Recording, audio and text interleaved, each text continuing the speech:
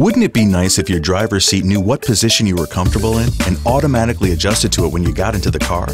It can. In fact, with memory seats, your car remembers the position of your driver's seat and your power mirrors too. It'll also remember the position of your power steering column and power adjustable pedals. Here's what you need to know to set them. First, turn your car on and move the seat and side view mirrors to where you want them.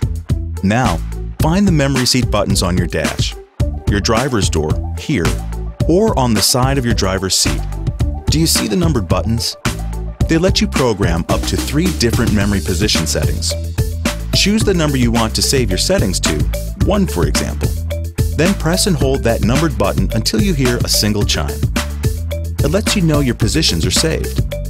After that, you can recall the saved seat and mirror positions with one touch of the memory button. Another feature of memory seats is that you can link your key fob to recall a saved memory position. To do that, turn the ignition on, move the driver's seat and other memory features to the desired positions, press and hold the memory button for 5 seconds until you hear 2 chimes, then press the lock button on the key fob remote control.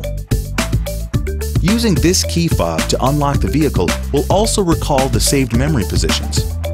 Oh, and one more thing. If you touch any driver's seat adjustment control or memory button during a memory recall, it'll stop the seat from moving. Any questions? Go to FordOwner.com.